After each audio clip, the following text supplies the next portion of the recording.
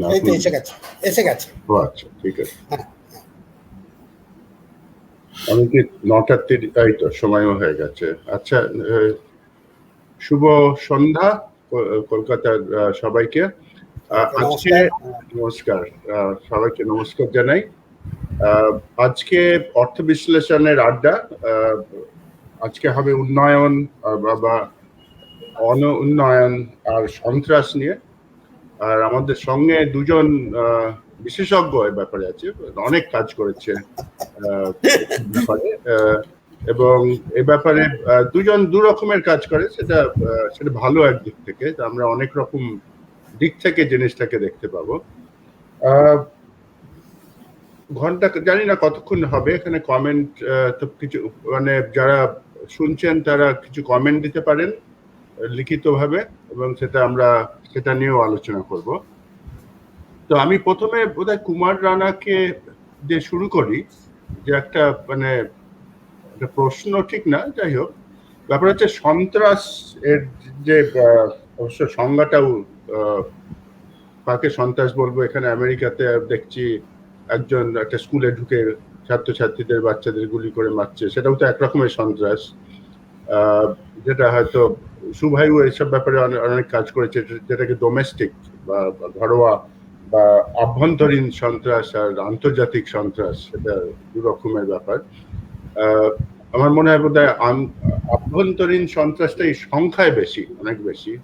আজকের দিনটাও 9/11 যেটাকে এখানে বলা হয়, সেটা একটা খুব মানে কি বলবো, যেটা দর্শনীয়, খুব স্পেকটাকুলার টাইপের যেটা হয়েছিল, সেই রকম তো আজকাল হচ্ছে না। আজকাল খুব ছোট ছোট অনেক হচ্ছে, কিন্তু সংখ্যায় অনেক বেশি।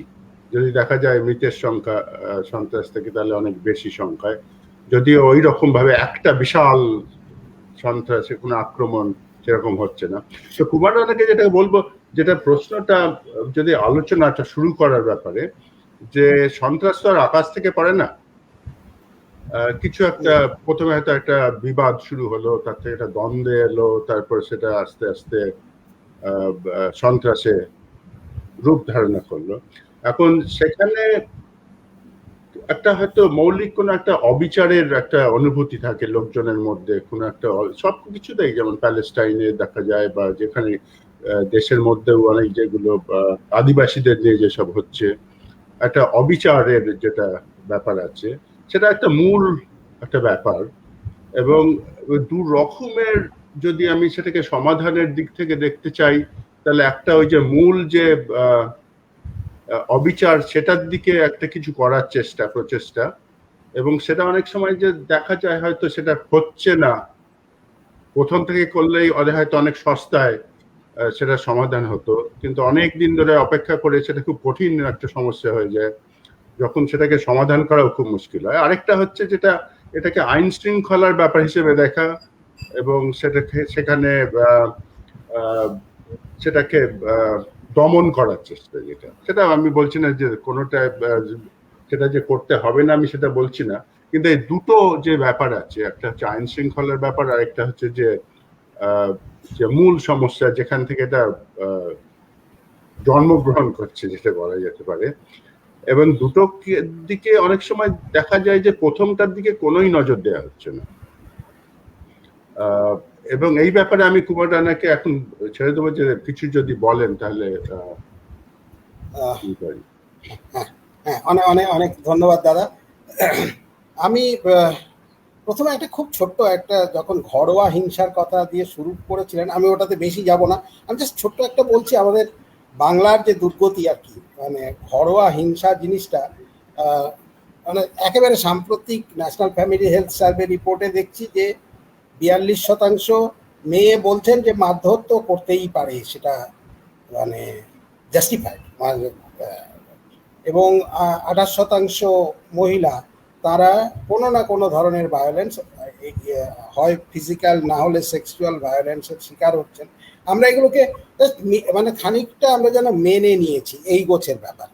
তো আমি এটাতে বেশি যাচ্ছি না, বিশদ যাচ্ছি না, আমি কতগুলো মানে আমাদের রাজ্যে যেটা নিয়ে খুব আমরা চিন্তিত হই, সারা পৃথিবী জুড়ে নিশ্চয়ই সেটা একটা বড় ব্যাপার, এবং আমাদের রাজ্যে তার ধরনটা আলাদা। আমাদের রাজ্যে যেটা সব থেকে বড় একটা জিনিস যেটা হয় যে পলিটিক্যাল, রাজনৈতিক সন্ত্রাস। এখন এইটা আমি দুভাবে ঘটতে দেখেছি। একটা ঘটনা যেটা, আমি নিজে রাজনৈতিক কর্মীও ছিলাম, আমি জানি যে একটা হচ্ছে যেটা বলছেন যে অবিচার থেকে, এটা ঠিক যে অবিচারের আমি নকশাল আন্দোলন যখন 69 সালে গড়ে ওঠে তখন আমি খুবই খুব খুব খুব বাচ্চা, 7-8 বছর, 7 বছর বয়স আমার তখন। তখন সেটা দেখছি যে ঠিকই যে নকশাল আন্দোলনটা গড়ে উঠেছিল একটা অবিচারের বিরুদ্ধে। একটা মানুষ একজোট হলেন এবং সেখান থেকে সেইটা ঠিক প্রথম দিকে তার রূপটা সন্ত্রাসের ছিল না, সন্ত্রাসটা পরে এসেছে, হয়তো খুব একটা চটজলদি কোনো একটা সমাধান পাওয়ার উদ্দেশ্যে। কিন্তু এইটা পরবর্তীকালে এইটার এর বিরুদ্ধে যে সন্ত্রাসটা চালু হলো সেটাও আমার চোখে দেখা, যে এর বিরুদ্ধে পুলিশের যে সন্ত্রাস চালু হলো, যে সেটা একটা ব্যাপক আকার ধারণ করে এবং সেটা চলতেই থাকে। এবং সেটা চলতে চলতে একেবারে এই যে সাম্প্রতিককালে 2008-9 সালে যে লালগড় আন্দোলনও হলো, তখনও কিন্তু পুলিশের ভূমিকা একটা বড়, এই সন্ত্রাসের পিছনে একটা বড় ইন্ধন জুগিয়েছিল। যে যাকে খুশি তুলে নিয়ে যাওয়া, মানে মানুষের একটা মর্যাদার ব্যাপার, যে আমি একজন মানুষ, আমার সেই স্বীকৃতিটা সেইটা না পাওয়া, এইটা একদিকে লোকেদের মধ্যে খানিকটা অস্ত্র তুলে নিতে বা যারা তুলে নিচ্ছেন তাদের খানিকটা যে সমর্থন ছিল না তা নয়। এটা প্রধানত এসেছিল রাষ্ট্রের তরফ থেকে। রাষ্ট্র এতটাই হিংস্র একটা রূপ নিয়েছিল, যাকে খুশি, মানে হাজারে হাজার, আমার চোখে দেখা এগুলো, হাজারে হাজারে লোককে বিনা কারণে, বিনা কোনো রকম সংযোগে তাদেরকে তুলে আনা হলো, প্রেগনেন্ট মহিলাদেরকে তুলে আনা হলো, থানায় ভরে দেওয়া হলো। এইটা গেল একদিকে। দ্বিতীয় ধরনের যে সন্ত্রাসটা, এইটা কিন্তু এর স্কেল খুব বড় ছিল না। যে সন্ত্রাসটা পশ্চিমবাংলায় লাগাতার চলে আসছে তার একটা অন্য কানেকশন আছে। সেই কানেকশনটা হচ্ছে যে রুরাল সারপ্লাস থেকে, যে গাঙ্গেয় উপত্যকা ধরে Hooghly, part of Bardhaman, part of পশ্চিম মেদিনীপুর মানে গড়বেতা, এই সমস্ত অঞ্চল জুড়ে বছরের পর বছর ধরে একটা নিরন্তর সন্ত্রাস, মানে এবং রাজনীতিটাই সন্ত্রাসের রাজনীতি। এইটার সঙ্গে কোথাও একটা গ্রামীণ, মানে একটা সময়ে, আমি যে সময়টার কথা বলছি, যে এক রকমের সন্ত্রাস শুরু হলো, যে লোকে মনে করলেন যে এটার বিরুদ্ধে যাওয়া দরকার, লোকে অস্ত্রও তুলে নিয়েছিলেন এবং তারপর রাষ্ট্র রিটালিয়েট করলো। সেটা একটা ভিন্ন ধরনের ভিন্ন ধরনের রাজনৈতিক সংযোগ। আর এইখানে সেটা অনেকটা তার সঙ্গে মানুষের মর্যাদার প্রশ্ন যুক্ত ইত্যাদি। আর এইখানে বোধ হয় মানে স্থানীয় যে অর্থনীতি তার যোগটা, যে কে কন্ট্রোল নেবে ওই অঞ্চলটা, এবং যার রিফ্লেকশন আমরা দেখতে পাই 2003 সালে। আমরা দেখলাম 2003 সালে কতকগুলো অঞ্চলে পঞ্চায়েত নির্বাচনে 13% ছিল, সেটা 13% জায়গায় কেউ ক্যান্ডিডেট দিতে পারেনি। একমাত্র তৎকালীন শাসক দলের লোকরাই সেখানে বিনা প্রতিদ্বন্দ্বিতায় জিতেছিলেন। এবং মানে একটা পঞ্চায়েত সমিতি, সেখানে বিনা প্রতিদ্বন্দ্বিতায় জেতাটা তো এমনি এমনি হয় না। একটা সারাক্ষণ একটা সন্ত্রাসের মধ্যে, এগুলো চোখে দেখা আমাদের লোকের সন্ত্রাসের মধ্যে। এবং একই জিনিস হলো ঠিক একই জায়গাতে 2013 নির্বাচনে, যে জায়গাগুলোতে 2003 নির্বাচনে লোকেরা বিনা প্রতিদ্বন্দ্বিতায় জিতেছিলেন, ঠিক একই জায়গাগুলোতে লোকেরা 2013 নির্বাচনে অন্য একটি পার্টি যেটি এখন সরকারের ক্ষমতায় আছেন তারা বিনা প্রতিদ্বন্দ্বিতায় জিতলেন। এবং সন্ত্রাসের তার একেবারে জায়গাগুলো ওই, ডিগ্রিটা ওই। 2003-এও ছিল 13%, 2013-তেও 13%, যেটা 2018-তে এসে ব্যাপক রূপ নেয় পরের দিকে। এর সঙ্গে এই যে লাগাতার একটা সন্ত্রাস চলছে, সারাক্ষণ একটা সন্ত্রাস চলছে, মানুষ কথা বলতে পারে না, এবং এটা একটা বড় কারণ ছিল, রাজনৈতিক পরিবর্তনেরও একটা বড় কারণ ছিল, লোকে চাইলেই কথা বলতে পারতো না। এবং এখনো সেটা ঘটছে না তা নয়, এখনো সেটা ঘটছে, কিন্তু এখন জিনিসটা অনেক জটিল হয়ে উঠেছে। কিন্তু এই এই এই যে সন্ত্রাস, যে স্থানীয় সম্পদের ওপর দখল নেওয়া বা রুরাল সারপ্লাস যেটা হচ্ছে সেটাকে কি করে ব্যবহার করব, সেটা ব্যবহার করার জন্য আমার ইয়ের ওপর, শাসন যন্ত্রের ওপর আমার একটা দখল থাকা দরকার, এইটা আমার ধারণা একটা বড় রূপ নিয়েছে। তৃতীয় জিনিসটা আবার আমি ব্যাক করছি, যে আমাদের চরিত্রের মধ্যে কোথাও একটা সন্ত্রাসকে মেনে নেওয়ার বা এই সাংস্কৃতিকভাবেও আমরা বোধহয় সন্ত্রাসটাকে অনেকটা ধরে নিয়েছি যে এটা হবেই। মানে একেবারে বাচ্চাকে আমরা যখন শেখাই যে এই এই এই তুই মাটিতে পড়ে গেছিস, মাটিটা তোকে মেরেছে, আমি মাটিটাকে মেরে দিচ্ছি, এ ঠাঁই ঠাঁই করে 2 লাথি মারলাম মাটিটাতে। তো এই সংস্কৃতিটা বোধহয় আমাদের খানিকটা আমরা শিখতে শিখতে বড় হই। ফলে এই 3 ধরনের কানেকশন আমি বলবো, একটা অবিচারের বিরুদ্ধে লড়বার এবং তার প্রতিফল হিসেবে একটা সন্ত্রাস, দ্বিতীয় হচ্ছে যে সারা ক্ষমতা দখল রাখা এবং সম্পদের ওপর অধিকার দখল রাখার জন্য সন্ত্রাস, আর তৃতীয়টা হচ্ছে সাংস্কৃতিক স্তরে। এই যে বললাম, মেয়েরা বলছেন যে হ্যাঁ মারবে তো বটেই, বর সে তো আমার মারবে, 40% মেয়ে বলছেন মারবে, এবং এই এবং 28% মহিলা বলছেন হ্যাঁ আমাদেরকে তো নিয়মিত এই ধরনের অত্যাচারগুলো সইতে হয়। অথচ এত এইগুলো নিয়ে আমরা কোনো রকম কোনো কথাবার্তাও বলি না। সুতরাং আমার ধারণা কোথাও একটা আমরা এটাকে আমরা নিজেদের মধ্যে এটাকে ইন্টারনালাইজ করে নিয়েছি। আমি এখন এখানে থামি, তারপরে যেটা কারণ আমি তখন আরেকটু বড়, যখন নকশাল আন্দোলনটা কলকাতায় চলছে, আমি তখন বরানগরেই থাকি, আইএসআইতে পড়াশোনা করতাম, এবং দেখেছি যে একদিকে সিপিএম, একদিকে সিপিআইএমএল, বিটি রোডের দুদিকে, এবং তখন যেটা ভোটাভুটি হয়েছিল ওখানেও মোটামুটি ভোট টোট সব 5 মিনিটেই সব শেষ হয়ে গিয়েছিল ভোট খোলার পরে। এবং যেটা অনিরাপদ বোধ, যেটা যেটা অনেক সময় হয়েছিল, এবং সেটা পরে যেটা এমার্জেন্সি, যেটা প্রথমে এমার্জেন্সি ইন্ডিয়াতে হলো 1975 না 1976 এইরকম সময়, 75 এবং তখন যে প্রথম আমার বোধ হলো একটা, যে সবাই আমাকে বললো যে চায়ের দোকানে গিয়ে রাজনীতি নিয়ে আলোচনা করবি না। যেটা কলকাতায় আগে ভাবাই যেত না, যে রাজনীতি নিয়ে আলোচনা হবে না, এবং সবার একটা ভয় যে করলে কেউ শুনবে, শুনে পুলিশে ধরে নিয়ে যাবে। এবং যেটা অনেক সময় হচ্ছে যে কিছু যেটা সংখ্যালঘু সম্প্রদায়ের মধ্যে, আমি শুধু ধার্মিক সংখ্যালঘু বলছি না, সমস্ত রকমের সংখ্যালঘু সম্প্রদায়ের মধ্যে একটা অনিরাপদ বোধ, এবং যেটা আমরা অনেক বন্ধুদের দেখছি যারা ছোটবেলা থেকে তাদের সঙ্গে মানুষ হয়েছি অন্য ধর্মের, এবং তারা বলে, দুঃখ করে বলে যে এরকম একটা কেমন একটা ভয় তাদের, এবং সেটা হয়তো লোকে মরছে না, কিছু হচ্ছে না, কিন্তু এটা একটা মানসিক কষ্ট আর কি, যেটা হয় যে অনিরাপদ বোধ করাটা। এবং সেটা তাই তো যেটা বলছিলাম যে সন্ত্রাসটা, কুমার নানাও যেটা বললো যে নানা ভাবে আসে, তো নানা রকম ভাবে, এবং সেটাকে মেনে নেয়া, সেটা তো খুব একটা ভালো না। কিন্তু শুভায়ু একটা অন্য রকমের, এটা যদি আলোচনাটা নিয়ে যাই, যেটা এটাকে মোকাবিলা করার যে ক্ষমতা, শুভায়ু এর ব্যাপারে অনেক কিছু লিখেছে, যে সন্ত্রাসকে মোকাবিলা করা। শুধু আমি বলছি না যে আইন শৃঙ্খলা হিসেবে দমন করার দিক দিয়ে, এবং তার যে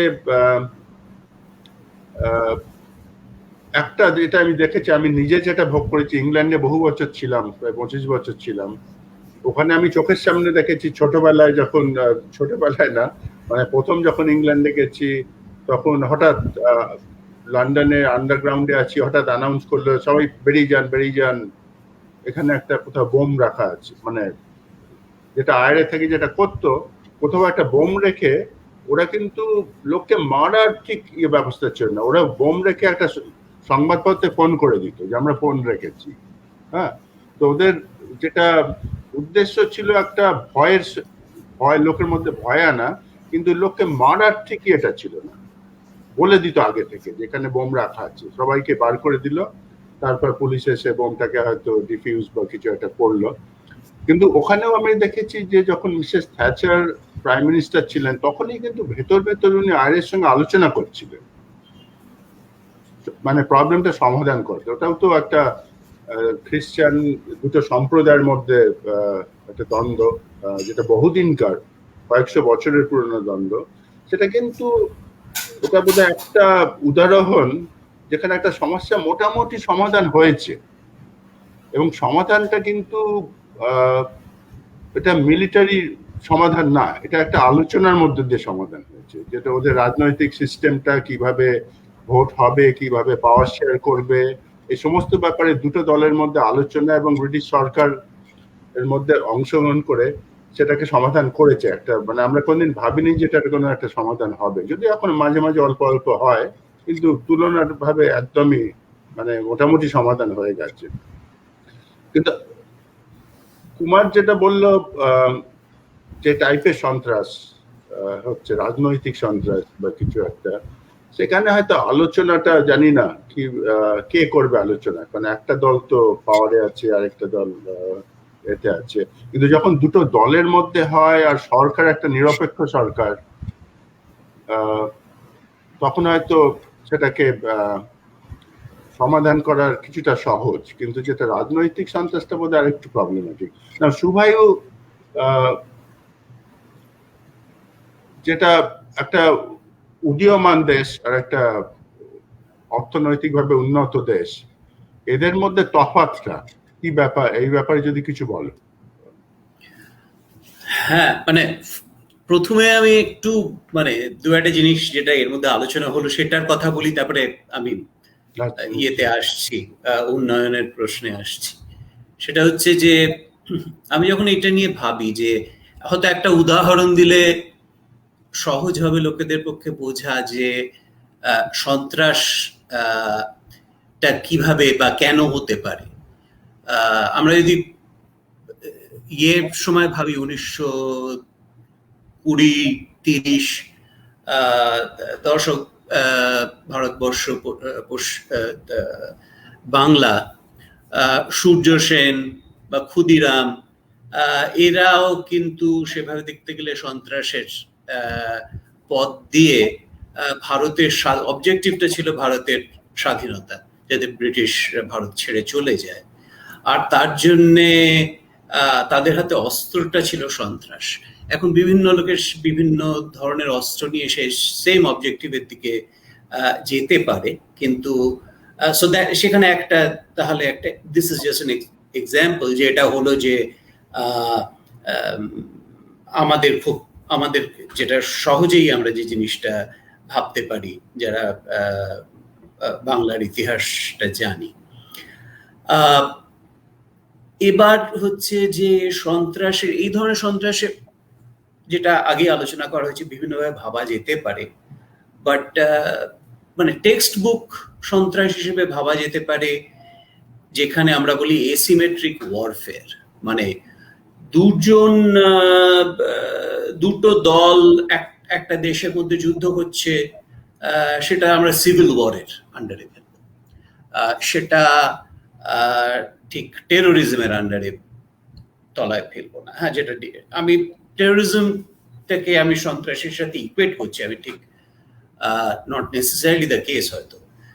এবার সেই ধরনের ক্ষেত্রে হচ্ছে যে এসিমেট্রিক, এই যে একদিকে একটা সরকার রয়েছে, অ্যাসাম্পশন হচ্ছে সরকারের হাতে যথেষ্ট শক্তি আছে, আর অন্যদিকে রয়েছে একটা গ্রুপ, যারা একটা গোষ্ঠী, যারা তারা একটা কিছু চায়। ভারতীয় স্বাধীনতার ক্ষেত্রে তারা চাইছিল যে বিশাল ব্রিটিশ এম্পায়ার, তাদের সাথে তো যুদ্ধক্ষেত্রে গিয়ে ক্ষুদিরাম বা সূর্য সেন যুদ্ধ করে পারতো না, কিন্তু তারা তাদের এম্পায়ারের ভারত ছেড়ে চলে যাওয়ার আশায়, বা সেইটাই ওদের অবজেক্টিভ ছিল, এবং তার জন্য যতটা কঠিন করে দেয়া যায় এই সাম্রাজ্যের পক্ষে ভারতবর্ষে থাকা, এবং তাদের যতটা কস্ট বাড়িয়ে দেওয়া যায়, তাহলে একটা সময়ের পরে তারা বলবে যে এটা তো সুবিধা হচ্ছে না, ভারতবর্ষ থেকে যা পাচ্ছি তার থেকে আমার বেশি লোক মরছে, আমার মানে ক্ষতি বেশি হচ্ছে, আমি ছেড়ে চলে গেলাম। হ্যাঁ,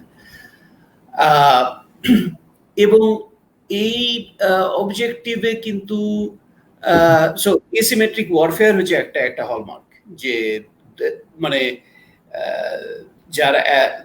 যাদের মধ্যে চলছে গন্ডগোলটা, তাদের মধ্যে একজন বিশাল শক্তিশালী, আর একজনের হাতে অত কিছু সোজা যুদ্ধে পারবে না, অতএব এমন কিছু করলো যেটা টেররিস্ট স্পেকটাকুলার আমরা বলি, যেটা সজলদা কিছুক্ষণ আগে যে কথা বলেছেন, একটা দর্শনীয় একটা কিছু, একটা ভীষণ ভাবে, কথাটা কি বাংলা কথাটা কি ব্যবহার করে সজলদা ভুলে গেছি, বাট যেটাকে বলি আমরা টেররিস্ট স্পেকটাকুলার আর কি, মানে এমন একটা ঘটনা না সেপ্টেম্বর 11-এর মধ্যে একটা বিশাল ঘটনা, এটা সবাই গিয়ে করবে। হ্যাঁ, এখন এইটা করে সবার মধ্যে একটা ভয় ছড়িয়ে দেওয়া, এবং এই করে অবজেক্টিভটা হচ্ছে তাহলে সরকার, যার হাতে প্রবল শক্তি, সে এসে নেগোশিয়েট করবে, যে কিছুটা ছাড়বে।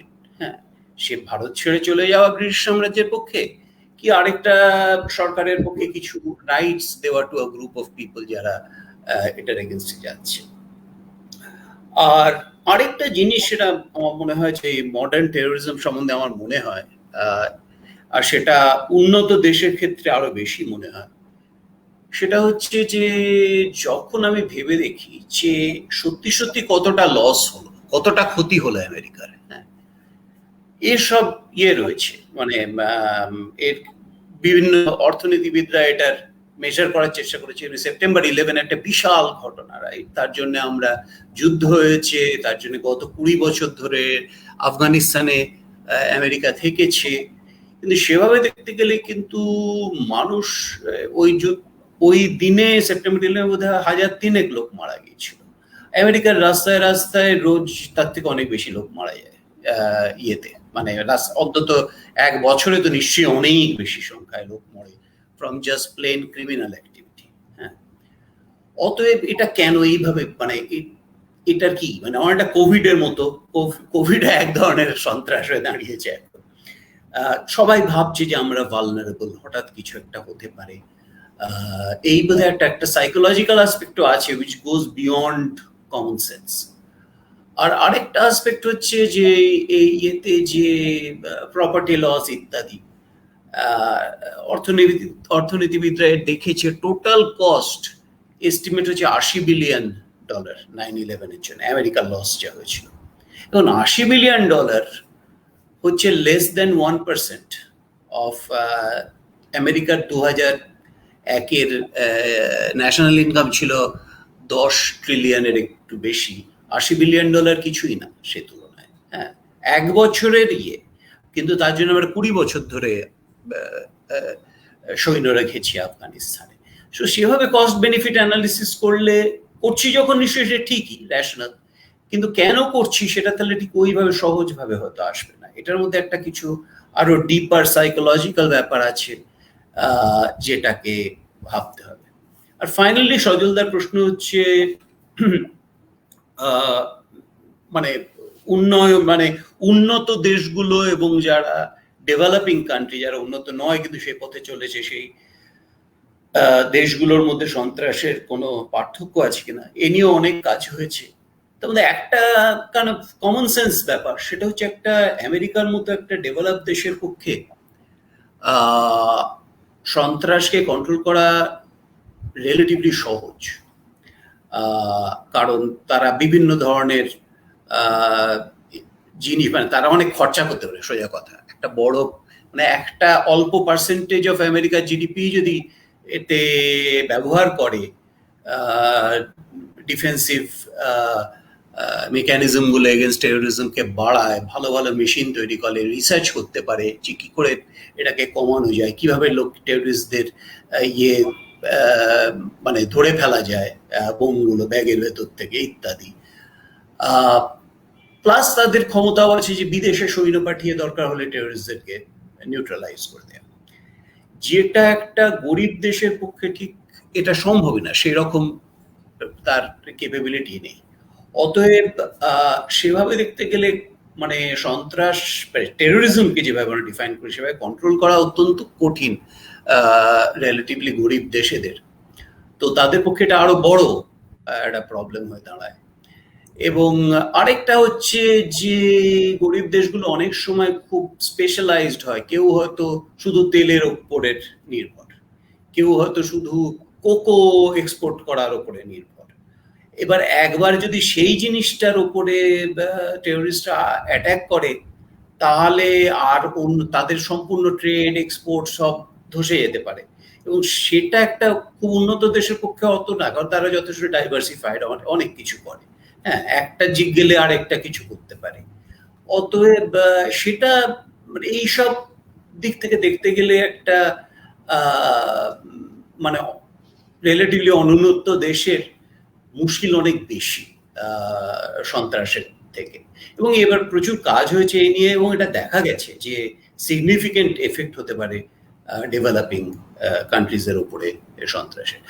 আমি এখানে থামি, এরপরে আবার একটা ব্যাপারে যে সুভাই বললে যে এসিমেট্রিক পাওয়ার, যেটা আমি যে আন্তর্জাতিক ইয়াতে যদি আমি বহু বছর আগে একটা বই পড়েছিলাম সাইমন সিং এর দ্য কোড বুক।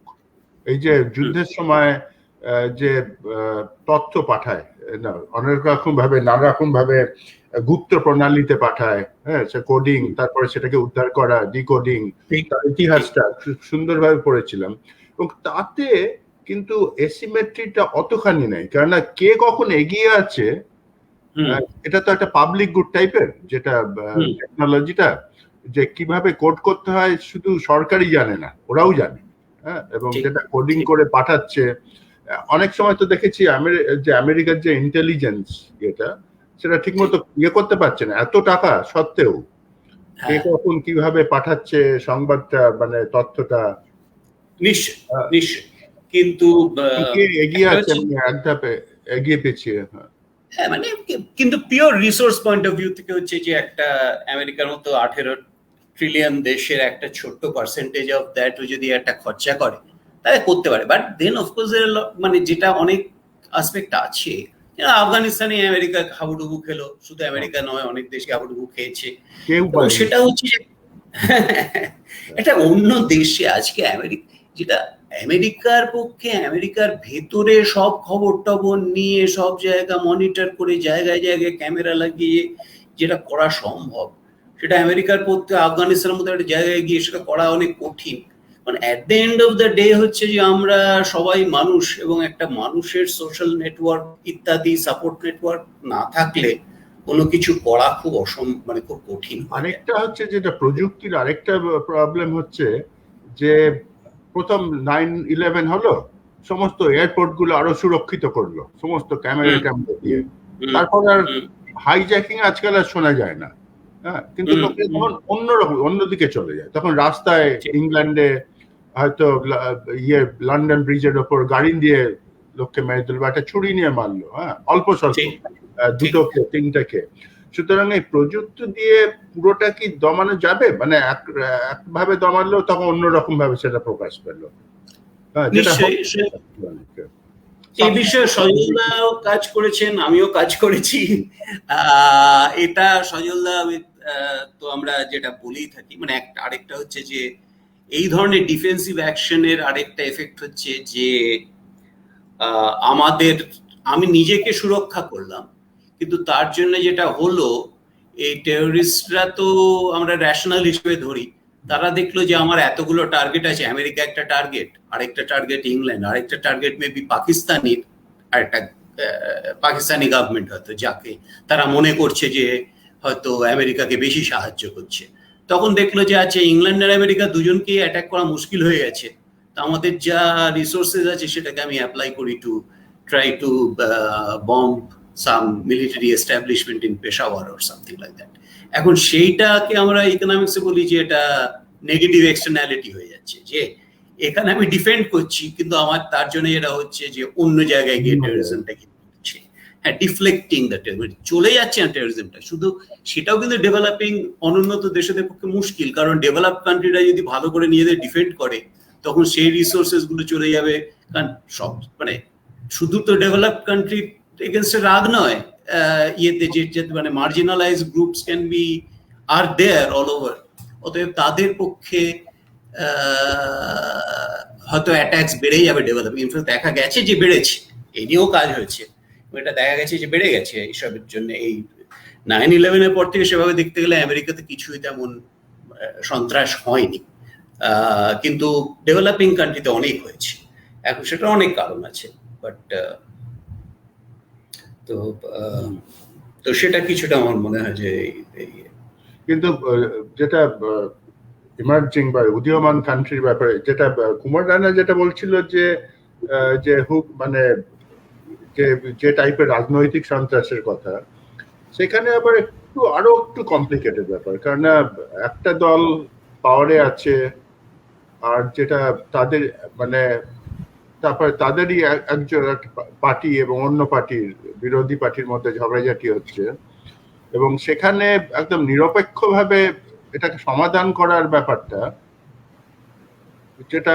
যেটা ইংল্যান্ডে সম্ভব হয়েছে, ইউকেতে সম্ভব হয়েছিল, যে দুটো প্রোটেস্ট্যান্ট আর ক্যাথলিকদের মধ্যে ইয়ে করার জন্য একটা সরকার থেকে ইয়ে নেওয়া হলো। এবং এখন পশ্চিমবঙ্গের ক্ষেত্রে কিভাবে সেই সমস্যার সমাধানটা হবে, আলোচনা হবে বা কি হবে, এটার ব্যাপারে যদি কুমার কিছু বলে। এটা তো শুধু পশ্চিমবাংলা নয়, আমাদের গোটা মানে সারা দেশ জুড়েই একটু এক তো হচ্ছে যে সামান্য প্রতিবাদ করলেই তাকে মানে এর থেকে বড় সন্ত্রাস আর কি হতে পারে। আপনি কথা বলতে যাচ্ছেন, আপনাকে একটা ইউএপিএ মামলা দিয়ে ঢুকিয়ে দিল।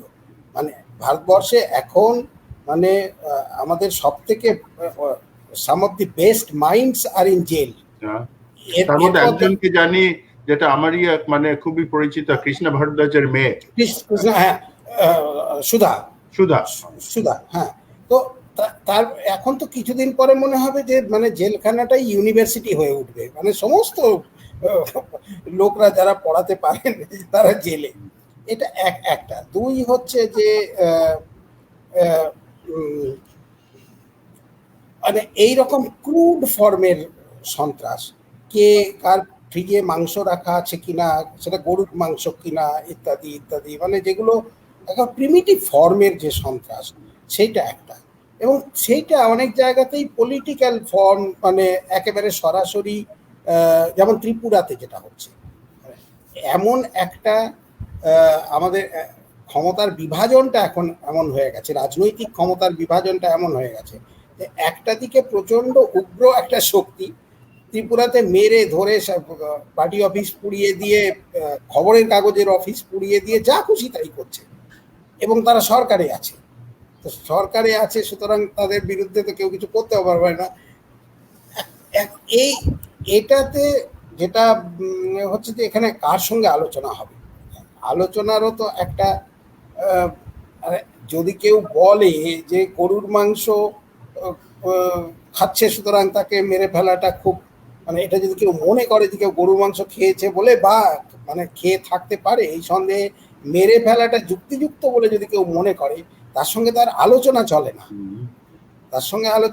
না, তখন সেটাকে রেজিস্ট্যান্স ছাড়া অন্য কোনো উপায় নেই।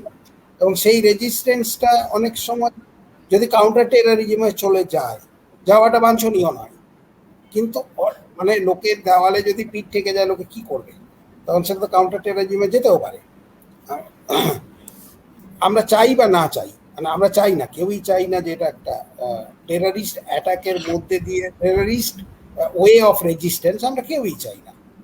কিন্তু যখন কোর্ট থেকে শুরু করে, পুলিশ থেকে শুরু করে, পার্লামেন্ট থেকে শুরু করে সকলেই মানুষের বিরুদ্ধে একটা সন্ত্রাস নামিয়ে আনছে সমস্ত জায়গায়, এবং সেগুলোকে একটা সময় তো বলাই হচ্ছিল যে এই যেমন এই আরবান নকশাল বা মুসলমান, মানে মসজিদগুলো নাকি মাদ্রাসার আখড়া ইত্যাদি ইত্যাদি, মানে কোনো রকম কোনো ভিত্তিহীন কতগুলো গুজব ছড়িয়ে যে কাজগুলো করা হয়, বা মুসলমানদের বিরুদ্ধে, মানে এই একটু আগে আপনি যেটা বলছিলেন যে মানুষের ভয়টা কোন জায়গাতে, লোকে মুসলমানরা ট্রেনে যাওয়ার সময় খাবার নিয়ে যেতে ভয় পাচ্ছেন, জাস্ট খাবার নিয়ে যেতে ভয় পাচ্ছেন, সেটা মাংস হোক বা নাই হোক, মানে যদি কেউ ধরে মেরে দেয়।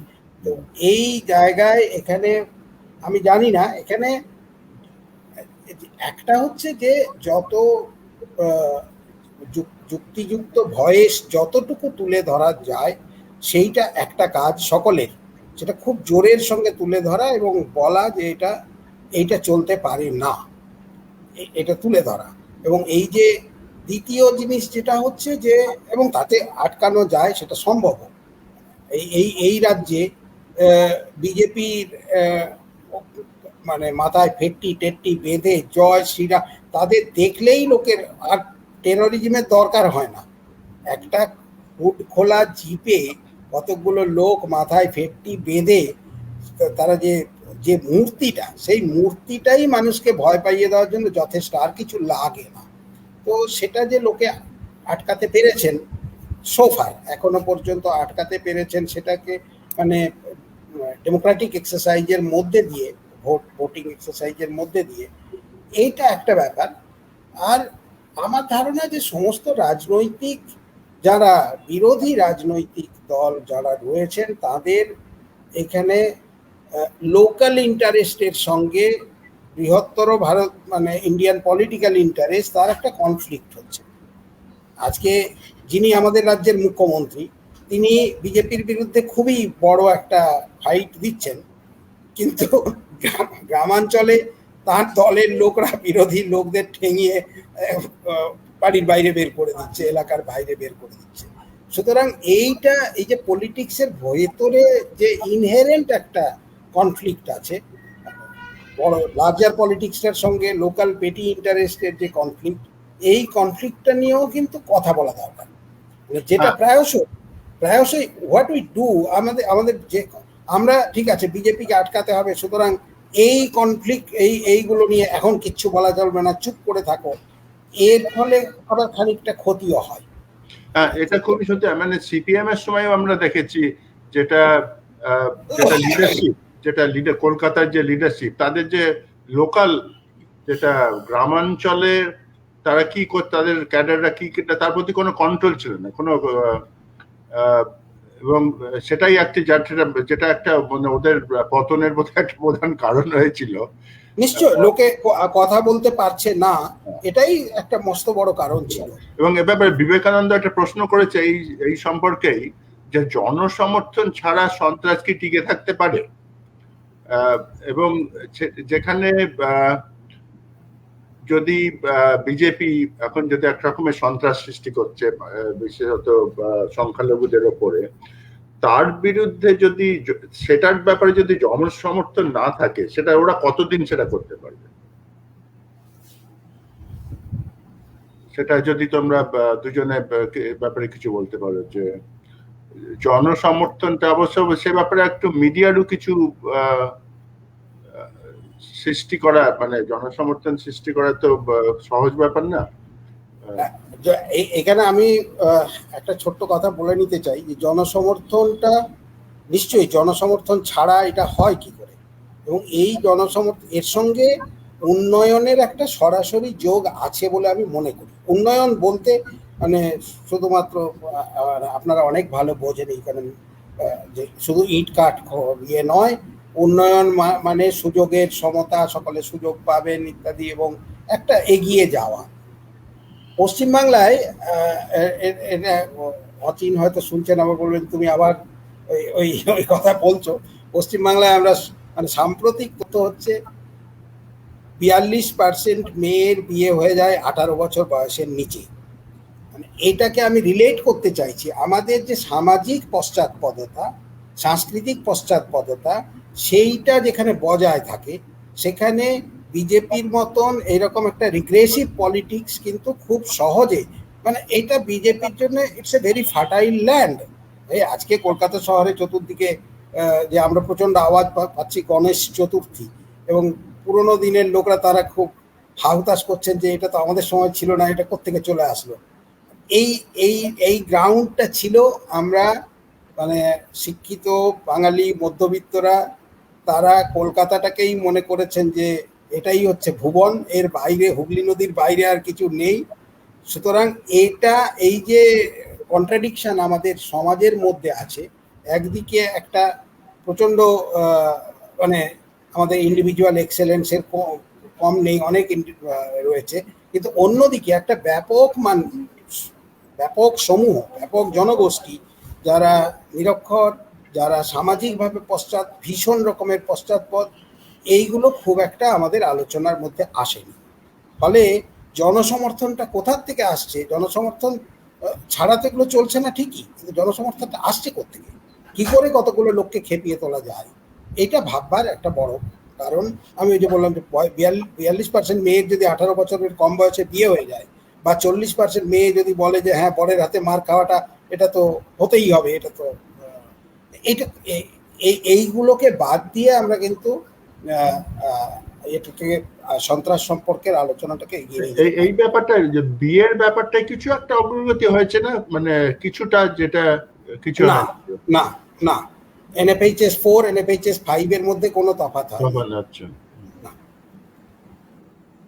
এটা বাংলাদেশেও ওরাও অনেক চেষ্টা করছে যে মেয়েদের বাংলাদেশে অনেক এগিয়ে গেছে, বাংলাদেশ অনেক এগিয়েছে। এবং আমাদের আরেকটা তথ্য বলে রাখি, এটাতে অনেকে ওই হিন্দু মুসলমান ইত্যাদি ভাগাভাগি করেন, কিচ্ছু না। এখানে একটা হচ্ছে যে আমাদের কম বয়সে মেয়ের হারটা সব থেকে বেশি পূর্ব মেদিনীপুরে 58%, আর তারপরেই মুর্শিদাবাদ 55। সুতরাং এটাকে ঠিক ওই রকম ভাবে হিন্দু মুসলমান এইভাবে করা যাবে না, এটা সোসাইটির মধ্যে একেবারে ঢুকে বসে আছে, মানে বাঙালি সোসাইটির মধ্যে। আর ইয়েদের কি রোল এটাতে, এখানে যেটা যেটা বিবেকানন্দের প্রশ্ন, যে জনসমর্থন যেটা সৃষ্টি করার, তো একটা মিডিয়ারও একটা রোল আছে তো, যেটা সবাই টিভি দেখছে বা খবরের কাগজ পড়ছে, বা তার থেকেই তাদের মতামত গুলো সৃষ্টি হচ্ছে কোনো একটা ব্যাপারে, এবং সেই ব্যাপারে কি তারা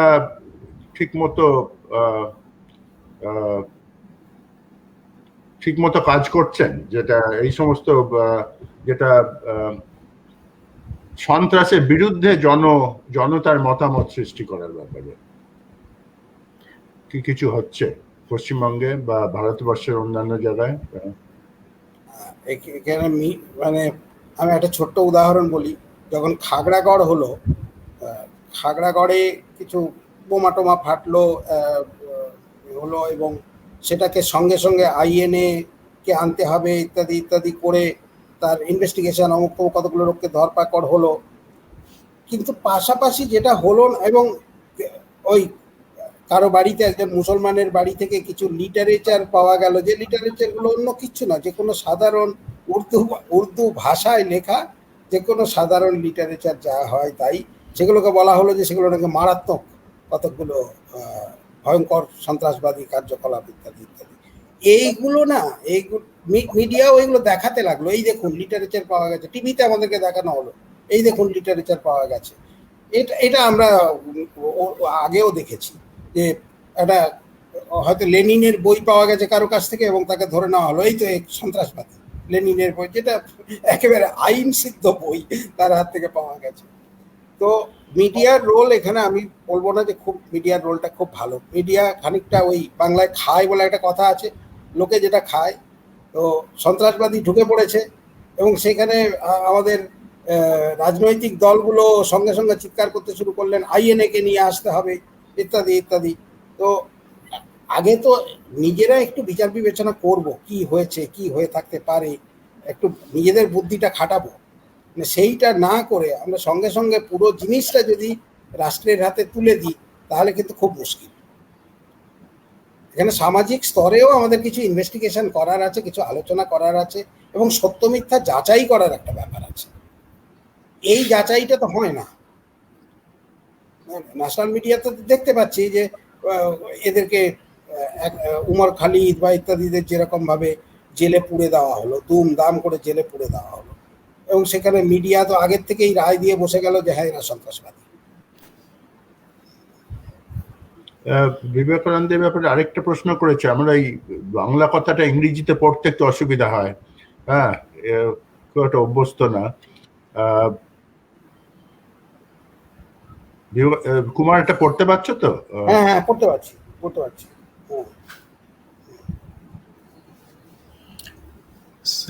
দখলের জন্য পলিটিক্যাল পার্টি তৈরি করা,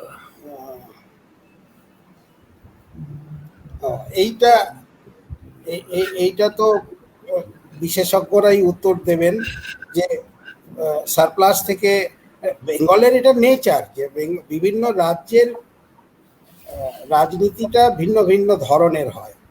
সেখানে বাংলার রাজনীতিটা এরকম, এবং বাংলায় যেহেতু সারপ্লাস প্রচুর নেই, প্রচুর হয় না, এবং রিসোর্সের ওপর লোকেদের দখল করার মানে এখানে টাকার ভলিউম, মানে যে এত টাকা 5,000 টাকা 5 লক্ষ টাকা ঘুষ নিয়েছে শুনলে মানে হাসতে হাসতে লোকে গড়িয়ে পড়ে বিহার উত্তরপ্রদেশে, যে 5 লক্ষ টাকাটা কোনো টাকা হলো। তো সেইখানে আমার মনে হয় যে ভলিউমটা মেবি একটা ব্যাপার, কিন্তু এটা বিবেকানন্দ যেটা বলছেন এটা ইনভেস্টিগেশন করা দরকার। মানে আমি কতগুলো সূত্রের কথা বললাম যে এই সন্ত্রাসটা কন্টিনিউয়াসলি হচ্ছে এই আমাদের ক্যাশ ক্রপ বেল্টগুলোতে, অন্য জায়গায় এর ডিগ্রি বা মানে যে টেম্পোরাল দিক দিয়েও দেখি বা স্প্রেডের দিক দিয়েও দেখি, ডেপথের দিক দিয়ে এত বেশি নেই। আমি কতগুলো সূত্রের কথা বলছি যে এইগুলো ইনভেস্টিগেশন করা দরকার। যেটা বিবেকানন্দ যেটা বলছে, যেটা এগিয়ে থাকা রাজ্যগুলোতে নির্বাচন সন্ত্রাস কম পশ্চিমবঙ্গে থেকে, সেটা কি সত্যি? জানি না কতখানি সত্যি। এটা খানিকটা পরিবর্তন তো হয়েছে, যেমন বিহারে এখানে একটা সময় আমরা দেখেছি ভোট হতোই না। আমি 95 সালের নির্বাচনে কাজ করেছিলাম বিহারের গ্রামগুলোতে, তখন অনেক লোক আমাকে বললেন যে তারা প্রথমবার ভোট দেবেন, এবং সেই গ্রামেরই মানে যারা বলবান গোষ্ঠী তারা তখনও বলে যাচ্ছেন না ওদের ভোট দেওয়ার দরকারটা কি, আমরাই দিয়ে দেবো, ওরা খেটে খায়, আমরাই দিয়ে দেবো। এই জিনিসটা পুরো বদলে গেল। সেখানে লালু প্রসাদ যাদবের despite all his connections with corruption, কিন্তু এখানে লালু প্রসাদ যাদবের একটা বড় ভূমিকা ছিল যে সবাইকে ভোট দিতে পারানো, ভোট দেওয়ানো, যে সবাই ভোট দিতে পারবে এটাকে নিশ্চিত করা। আমার ধারণা এর একটা রোল আছে, মানে ওখানে ডেমোক্রেসিটা খানিকটা স্প্রেড করেছে। আর আমাদের এখানে অনেকটা পার্টি ডিপেন্ডেন্ট, তো সবটাই ভীষণ রকমের পার্টি ডিপেন্ডেন্ট, পার্টির কন্ট্রোল, ফলে এখানে সমস্যাটা একটু অন্যরকম। সুগত যেটা বলছে যে মানে জুডিশিয়ারি রোল এ ব্যাপারে, যে একটা ডেমোক্রেটিক্যালি ইলেক্টেড গভর্নমেন্ট কিছু করছে না এবং তার এগেনস্টে প্রোটেস্ট করাটা কিভাবে করা হবে। অনেক সময় ইন্ডিয়ান ইলেকশন সিস্টেমটাই এরকম যে কিছু গভর্নমেন্ট ডেমোক্রেটিক্যালি ইলেক্ট হতে পারে হয়তো 30% ভোট পেয়ে, হ্যাঁ, যেটা হয়েছে, যেটা প্রথমবার যখন মোদী সরকার এলো ওদের পপুলার ভোট বোধহয় 30% এই টাইপের ছিল। এবং জুডিশিয়ারি রোল কিভাবে হতে হবে? জুডিশিয়ারি রোলটা কি? যে কনস্টিটিউশনটাকে তুলে ধরা, তো কনস্টিটিউশনটা, সরকার যদি কনস্টিটিউশনটাকে ঠিকমতো মানছে না তখন তার বিরুদ্ধে, তাছাড়া আর কি কিছু করতে পারে জুডিশিয়ারি? কারণ জুডিশিয়ারি তো ল তৈরি করতে পারে না, সেটা তো পার্লামেন্ট, সেটা তো ইলেক্টেড অফিসিয়ালসরা করবে। এই যে সুগতর ইয়েটা এখানে এসছে, বড় করে এসছে,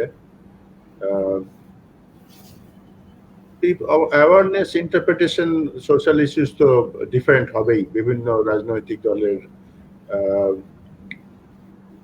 এবং কে ঠিক কে ভুল সেটাও তো একটা জাজমেন্ট ইয়ের ব্যাপার, কে ভুল করছে কে ঠিক করছে। জুডিশিয়ারি তো এখন জুডিশিয়ারিটাও তো অদ্ভুত। একজন জজ সাহেব বলে দিল যে গরু হচ্ছে আমাদের খুব পবিত্র জিনিস, জজ বলছে তো, এবং জুডিশিয়ারির মানে যেরকম একটা হাস্যকর জায়গায় নিয়ে যাওয়া হয়, চিফ জাস্টিস রিটায়ার করার পরেই তাকে রাজ্যসভার মেম্বার করে দেওয়া হবে। তো এই যে জিনিসটা হলো যে জুডিশিয়ারির ক্রেডিবিলিটিও কমেছে। তো বা রাম মন্দির বাবরি মসজিদ ইস্যুতে যে রায়, জুডিশিয়ারি কোনো রকম কোনো সিদ্ধান্তে পৌঁছতে পারছে না, তারপরেও বলে দিচ্ছে যে এটা হচ্ছে মানে যে পিপল সেন্টিমেন্ট। ফলে কিন্তু সুগত যেটা বলছে যে people's awareness and interpretation on social issues, হ্যাঁ, সেখানে হয়তো মানে কিছু মানে আমি যেটা বলছিলাম মিডিয়ার রোল, হ্যাঁ, কিছু যেটা এডুকেশন পার্ট, মানে যেটা শিক্ষা বলতে আমি ফর্মাল শিক্ষা বলছি না, কিন্তু আমার তো একটা কিছু ভুল জানতে পারি কিছু একটা ব্যাপারে, যে লোকেরা গরু খাচ্ছে, গরু মারছে, সেটা হয়তো সত্যি না, হ্যাঁ, এবং সে ব্যাপারে কিভাবে তাদের হ্যাঁ, আমার সুগতদার ইয়েতে দুটো চিন্তা মাথায় আছে, দুটো রেসপন্স। ফার্স্ট যে এটা সজলদা বলছিলেন এক্ষুনি যে what is the role of judiciary. আমার মনে হয় role of judiciary is very vital. এটা আমার মনে হয় both from US and India. সেটা হচ্ছে যে একটা ডেমোক্রেসিতে সবসময় একটা মেজরিটেরিয়ান অপারেশনের পসিবিলিটি থাকে, সেটা হচ্ছে, কিন্তু যেটা কনস্টিটিউশনে অন দি আদার হ্যান্ড লেখা থাকে, ভাবনা চিন্তা করে একটা দেশের কনস্টিটিউশন লেখা হয়, আর মেজরিটেরিয়ান ওপিনিয়ন চেঞ্জ করতে পারে। তো এখন আমার মনে হয় একটা ইম্পর্টেন্ট রোল হচ্ছে of the judiciary in faithfully interpreting the constitution আর protecting the minority from the whims of changing ideas of the majority. So সেই ক্ষেত্রে আমার মনে হয় খুব একটা ইম্পর্টেন্ট রোল আছে জুডিশিয়ারির। অ্যাজ অ্যান এক্সাম্পল, আমেরিকায় যেটা হলো, প্রেসিডেন্ট ট্রাম্প আসার পরেই অনেক সব রায় সব দিতে, মানে নিয়ম সব করতে থাকলেন, এক্সিকিউটিভ অর্ডার ইত্যাদি। তখন judiciary stepped in a big way, it made a material difference in terms of যে মানে সেখানে কিন্তু আমার মনে হয় আমেরিকার যে সিস্টেম অফ গভর্নেন্স, সেখানে তো লোকে ডিরেক্টলি গিয়ে কিছু করতে পারছে না, রাস্তাঘাটে বাসও ভাঙচুর করছে না। জুডিশিয়ারি প্লেড এ রোল, হ্যাঁ, দ্য লিগাল সিস্টেম, মানে সেটা আমার ইজ এন ইম্পর্টেন্ট ইস্যু। ভারতবর্ষের ক্ষেত্রে একই ব্যাপার।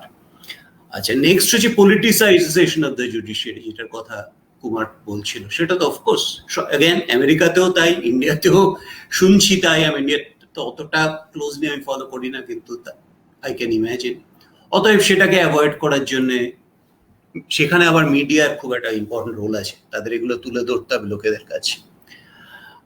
আর নেক্সট হচ্ছে যে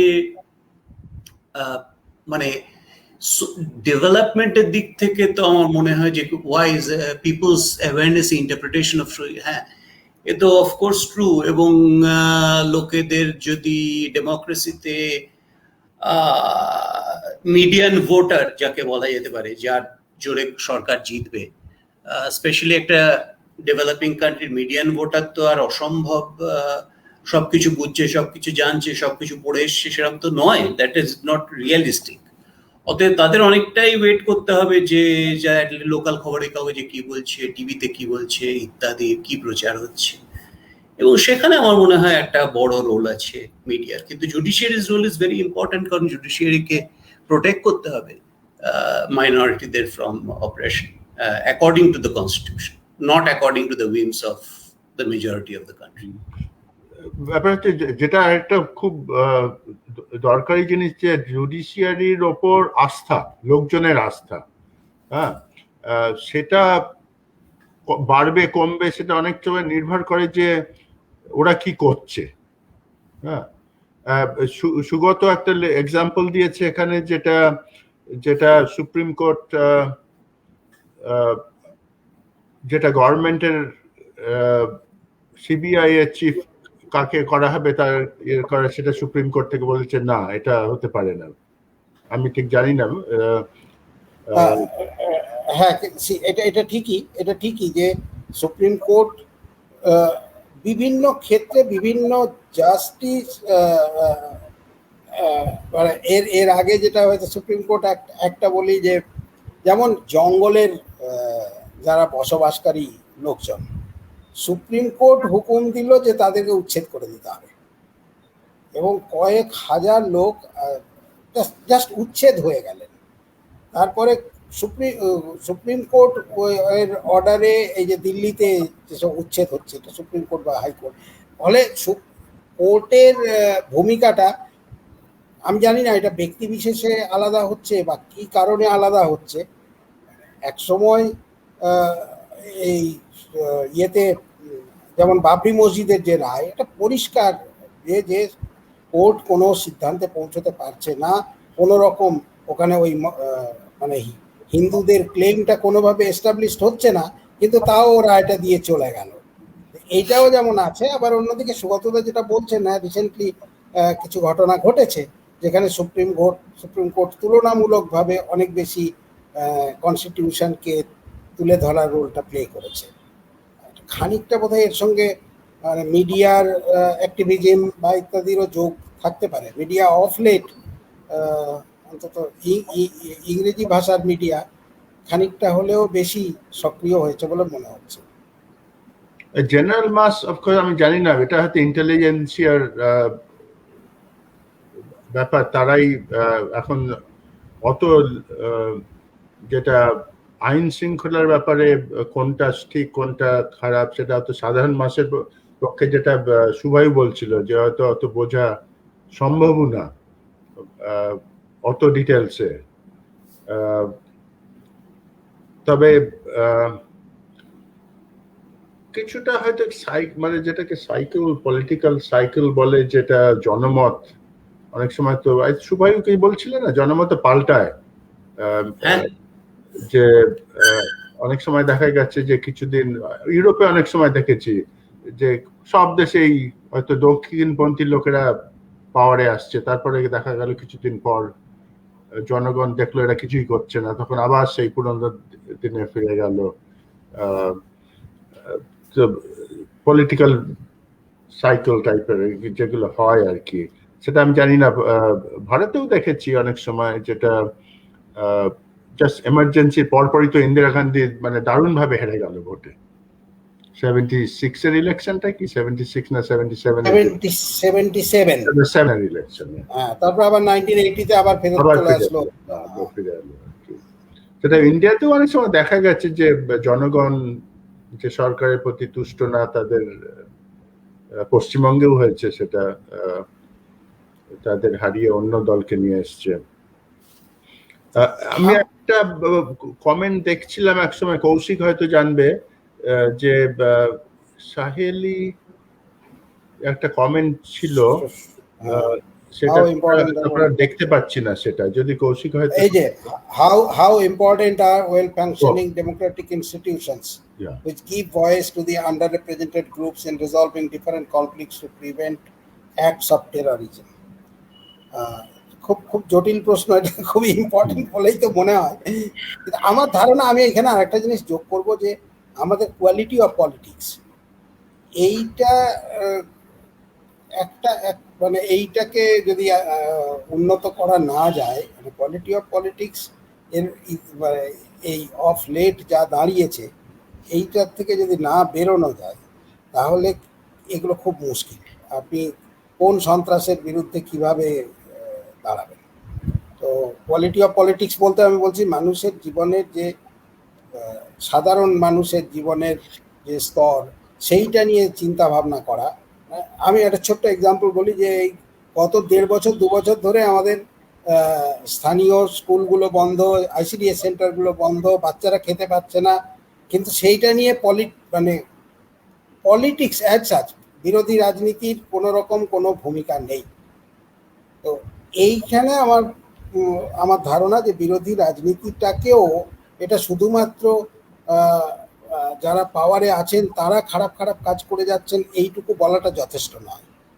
মানে কি কি খারাপ কাজ করছেন সেটা বলার সঙ্গে সঙ্গে কি কি করছেন না এবং করা উচিত সেইগুলো ক্লিয়ারলি আইডেন্টিফাই করা, এইটার একটা ভূমিকা আছে বলে আমার মনে হয়। যে সাহেলির যেটা প্রশ্ন আরেকটা ছিল, যেটা আন্ডার প্রিভিলেজ গ্রুপদের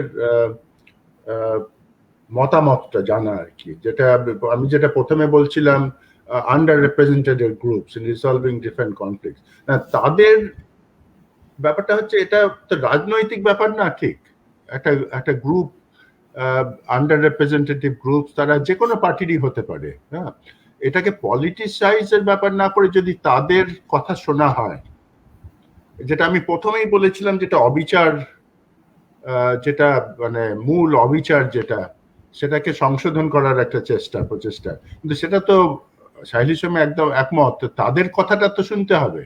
এখন তাদের কথাটা যদি সরাসরি শোনা যায় সেটাই তো সব থেকে ভালো। এটা তো তারপর মানে কোন পার্টি তাদের রিপ্রেজেন্ট করছে সেটা না করে, এবং তাদের যদি একটা প্ল্যাটফর্ম দেওয়া হয় যে তাদের বক্তব্যটা রাখা, অনেক সময় যেটা হয় তাদের বলে দেয়া হলো আরবান নকশাল একটা একটা কথা বলা হয়, আরেকটা হচ্ছে যে অ্যান্টি ন্যাশনাল বা আনপ্যাট্রিয়টিক বা এই টাইপের নানা রকমের কথা বলে তাদেরকে দমিয়ে রাখা হয় আর কি। এবং সেটা হয়তো তার ক্ষেত্রে হয়তো মিডিয়ারও কিছু রোল আছে, যেখানে সত্যি একটা অবিচার কিছু একটা হচ্ছে কোন একটা গ্রুপ, সেটা আদিবাসীদের হতে পারে বা মুসলমানদের হতে পারে, এবং তাদের একটা বক্তব্য রাখার একটা প্ল্যাটফর্ম দেয়া, যেখানে হয়তো সরকারের একটা রোল থাকতে পারে, যে তাদের শোনা একটা কোনো কমিশন বা কিছু একটা করে, যেটা সবার সামনে তারা তাদের নিজেদের বক্তব্য রাখতে পারে একদম অরাজনৈতিক ভাবে আর কি। এটাই বলে আমি জানি না এইরকম কথাই কি অনেক দেশে যেটা হয়, যেটা কোনো একটা শহরে রাইটস হলো বা কিছু হলো, তখন একটা কমিশন সৃষ্টি করা হলো সরকার থেকে, যেটা অরাজনৈতিক কমিশন, সেটা সরকার না, কিন্তু কিছু হয়তো পুরনো রিটায়ার্ড জাস্টিস বা কেউ কিছু করলো, সেটা প্রবলেমটা কি সেই ব্যাপারে একটু ইয়ে হলো আর কি, সেই ব্যাপারটা খুঁজে বার করার চেষ্টা। এবং ওই রকম যদি করা হয় তাহলে হয়তো তারা সরাসরি তাদের মতামত রাখতে পারে, কোনো রাজনীতির মাধ্যমে না গিয়ে। সেটা হবে আমার মানে উত্তর সাহেলির প্রশ্নটার ব্যাপারে, এবং সেটা একটা ডেমোক্রেটিক ইনস্টিটিউশন, ওই রকম ভাবে একটা কমিশন সৃষ্টি করা। अगेन আমার মনে হয় যে দুটো জিনিস, একটা হচ্ছে দুটো, যে সাহেলির প্রশ্ন আর বিবেকানন্দের একটা আগে প্রশ্ন ছিল, সেটা হচ্ছে যে প্রথম হচ্ছে আমাদের একটা ডিফাইন করা উচিত যে টেরোরিজম বলতে আমরা কি মিন, মানে সন্ত্রাস বলতে কি মিন করছি। আমি টিপিক্যালি সন্ত্রাস বলতে ভাবি যে terrorism, not state repression, not civil wars, হ্যাঁ, টেরোরিজম। এখন টেরোরিজম আর ডেফিনিশনাল আসপেক্ট আছে ওটা, যাই হোক, সেটা যদি ধরতে হয়, আমার একটা কাজ ছিল জাভেদ বলে আমার এক অথরের সাথে, আমরা সেটা এম্পিরিক্যাল কাজ, ইকোনমিক্স লেটার্স বলে একটা ইয়েতে বেরিয়েছিল। আমরা দেখেছিলাম যে যখন, আর এটা বোধহয় আলবার্তো আবাদিও এটা নিয়ে করেছিলেন কাজ আমার মনে পড়ে, সেটা হচ্ছে যে যখন কমপ্লিটলি অটোক্রেটিক গভর্নমেন্ট সিস্টেম দেখা হয় ইন্টারন্যাশনালি, তখন টেরোরিজম দেখা যায় খুব কম। আবার যখন আস্তে আস্তে আস্তে যদি অ্যাজ উই লুক ইনটু, যদি বেশি ডেমোক্রেটিক স্ট্রাকচার দেখা হয়, তখন দেখা যায় টেরোরিজম বাড়ছে। আবার এবং খুব বেশি দেখা যাচ্ছে, একটা কিছু ইন্ডেক্স আছে অফ অফ ডেমোক্রেসি, তখন আবার টেরোরিজম কমে যাচ্ছে। এখন অতএব এক্সট্রিম রিপ্রেশনেও কিন্তু টেরোরিজম কম হতে পারে, মানে অ্যাটলিস্ট অবজার্ভ টেরোরিজম। এখন তার মানে এই নয় যে টেরোরিজম সত্যি কম, ওটাকে কন্ট্রোল করে রাখা হয়েছে ভীষণভাবে, যেন দেখতে পাচ্ছি না আমরা টেরোরিজমটা, হ্যাঁ, সেটা একটা ব্যাপার আছে। তো কিছুটা যখন ফ্রিডম আসে, মাঝামাঝি ইমার্জিং বা ডেভেলপিং ইকোনমি, সেইখানে বিভিন্ন ধরনের প্রবলেম আছে, গভর্নমেন্টের কিছুটা লোকেদের ফ্রিডম আছে, তখন হয়তো দেখা যায় টেরোরিজম বেড়ে গেল।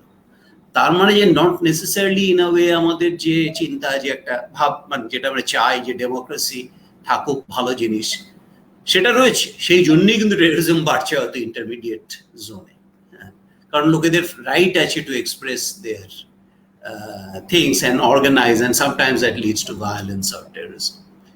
তো এটা একটা কমপ্লিকেটেড ব্যাপার।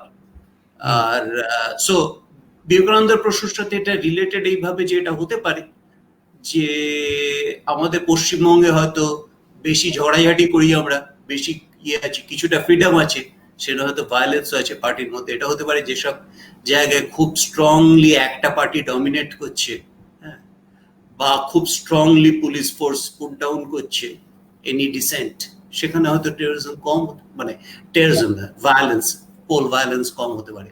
ইট is a hypothesis, I don't have facts and figures to support this. এটা সংজ্ঞার দিক থেকে দেখতে গেলে কুমার মানে এটা সন্ত্রাসটাকে অনেক মানে আরো টেরোরিজমের থেকে আরো মানে কি বলবো ব্রড ভাবে দেখছিল, এবং সেটা হয়তো মানে অনিরাপদ বা একটা বোধ যে মানুষের মধ্যে, সেটা নানাভাবে আসতে পারে। সেটা সরকার থেকেও, সরকারের পুলিশের ইয়েতেও আসতে পারে, বা একটা কোনো টেররিস্ট গ্রুপের কাজকর্মেও আসতে পারে, এবং সেটা সিভিল ওয়ার থেকেও আসতে পারে। যেটা আফ্রিকাতে দেখা যায় যে দুটো ট্রাইবের মধ্যে যেটা সিভিল ওয়ার হচ্ছে, তাতে একটা সন্ত্রাস, অনিরাপদ বোধ, যেটা বিশেষত সংখ্যালঘু ট্রাইবদের মধ্যে, এবং আলটিমেটলি যেটা একটা মানে আমাদের বোধ, যেটা যে অনিরাপদ বোধ করছি, কেন করছি সেটা নানাভাবে হতে পারে। তো শুধু টেরোরিজমের জন্য না, টেরোরিজম হয়তো দেখতে গেলে সাধারণ মানুষকে মারা। আমি একটা জায়গায় বোম ফাটালাম, একদম স্কুলের বাচ্চা ছেলে মেয়ে যারা ওখান দিয়ে যাচ্ছিল তারা মরে গেল, হ্যাঁ। কিন্তু আমি যেটা মারতে চাইছি, হয়তো ক্ষুদিরামের কথা বলছিলে, ক্ষুদিরাম তো মারতে চাইছিল একজন জাজকে বা একজন পুলিশকে, সাধারণ মানুষকে তো মারতে চাইনি। এবং ওই যে গানটা আছে ক্ষুদিরামের, যে একটা ফেমাস গান আছে না, তাতে কাকে মারতে গিয়ে মারলাম, একটা সাধারণ মানুষকে, হ্যাঁ, তাই নিয়ে একটা রিগ্রেট মতো আছে যে উনি তো সাধারণ মানুষকে মারতে যাননি, উনি মারতে গিয়েছিলেন একজন এস্টাবলিশমেন্টের লোককে। এই নিয়ে তো একটা মানে ডিবেটেবল, লোক সবাই বলে না যে what is the line between freedom fighter and terrorist, in many cases it's মানে এইটা তো কমনলি বলা হয়েই থাকে। আমার পেছনে যে আমার খুব একজন যাকে আমি খুব শ্রদ্ধা করি, নেলসন ম্যান্ডেলা, ওকেও তো টেররিস্ট বলা হতো এক সময়, যেটা মার্কিন সরকার, মিসেস থ্যাচার, মিস্টার রেগান, এরা তোকে টেররিস্ট বলেই বলতো। একজনের কাছে যে সন্ত্রাসবাদী, আরেকজনের কাছে সে স্বাধীনতা সংগ্রামী এক্স্যাক্টলি বলা হয়। সুগতদা একটা প্রশ্ন করেছেন, জঙ্গলমহলে যে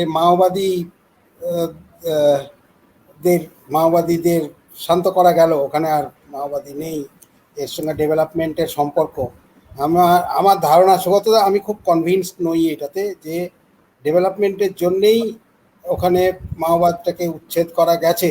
আমি এটাতে একেবারেই কনভিন্সড নই। আমি ওই অঞ্চলের মানুষ বলে বলছি, ওখানে যে কোনো সময় কিন্তু আবার এটা ইরাপ্ট করতে পারে।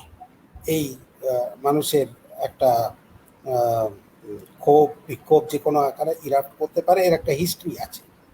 এবং এই উন্নয়ন বলতে যেগুলো বোঝানো হচ্ছে জঙ্গলমহলে, কিন্তু এখন আমার ধারণা, সুগতদা, এটা একটা কাজ করা দরকার আছে, যেটা করা হয়নি। মানে জঙ্গলমহলে ঠিক কি হয়েছে?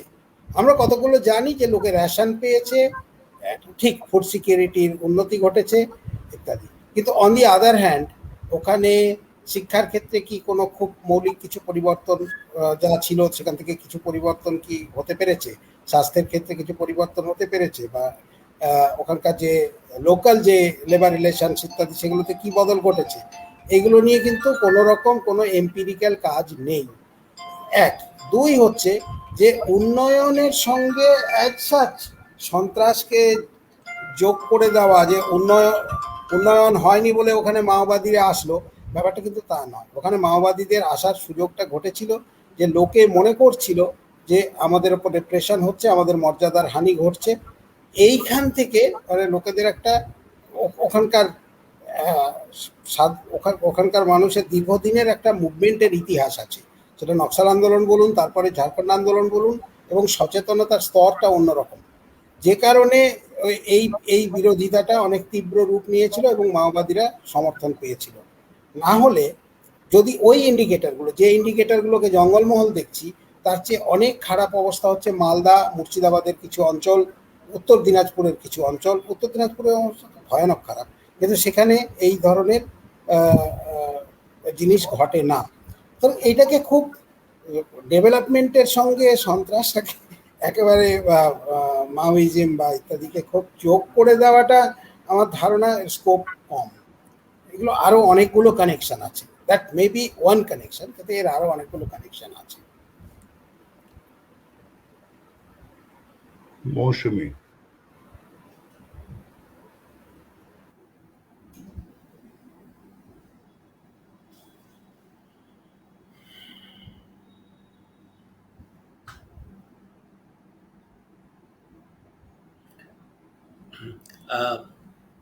এটা আমি ট্যাকল করবো এই প্রশ্নটা। শিওর। হ্যাঁ, এবার will it affect the Western countries in the same way as earlier? আমার মনে হয় যে না, মানে আমার খুব ডাউট আছে যে এটা সম্ভব। ইমার্জেন্স অফ তালিবানের জন্য যে টেরোরিজম বাড়বে, definitely there is reason to worry about it. মানে আই উড হোপ যে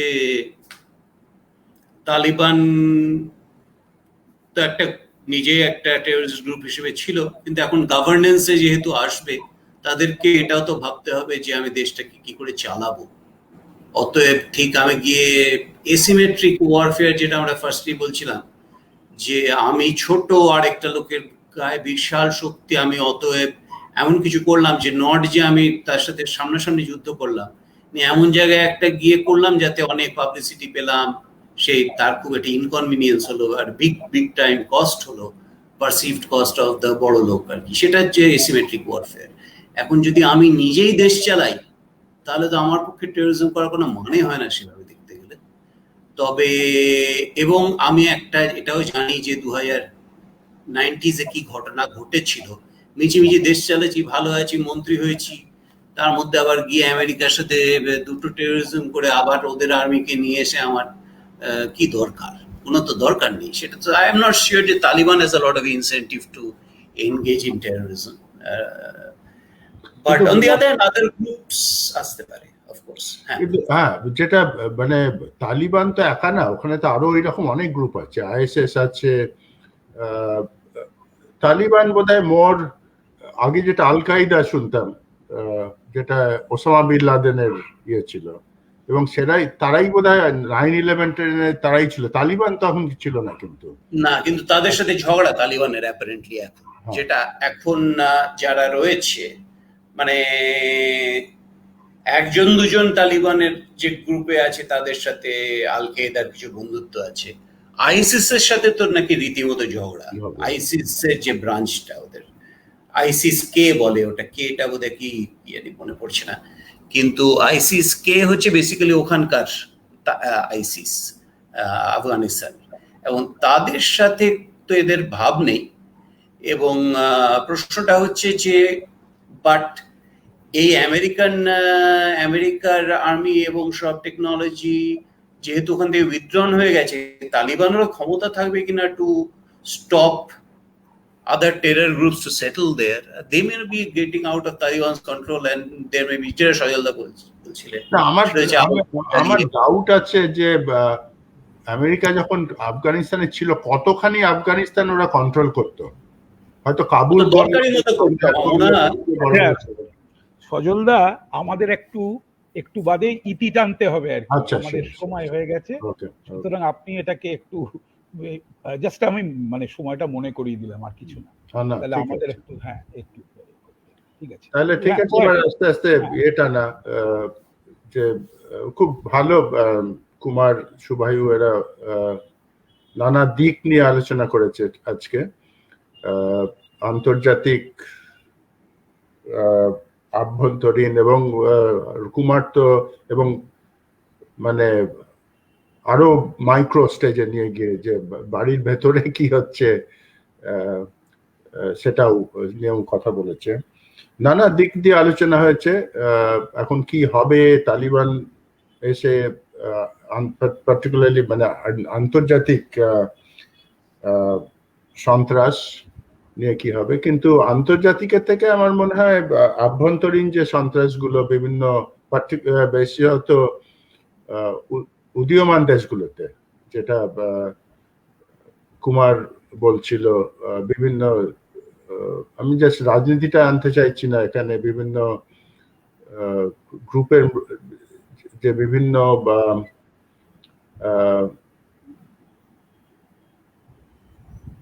যারা গরিব, যারা মানে গরিব মানুষ, যে ধর্মেরই হোক, যে কাস্টেরই হোক, বা আদিবাসী হোক বা ব্রাহ্মণ হোক বা যেই হোক, গরিব মানুষদের যেটা একটা তাদের মধ্যে যেটা অবিচার হচ্ছে, তার যে একটা যে বোধ, সেটাকে কিভাবে কমানো যায় সে নিয়ে যদি আলোচনা হয়, তাহলে হয়তো হয়তো সমস্যার কিছু সমাধান হতে পারে আর কি। আলোচনাটা একটা তার একটা লিডারশিপ আসতে হবে, তো কোথা থেকে আসতে হবে, কিন্তু যারা ক্ষমতায় আছে তাদেরই এটা সমাধান করতে হবে তার কোনো মানে নেই। যে কিছু একটা ইন্ডিপেন্ডেন্ট কমিশন টাইপের লাগিয়ে তারা যদি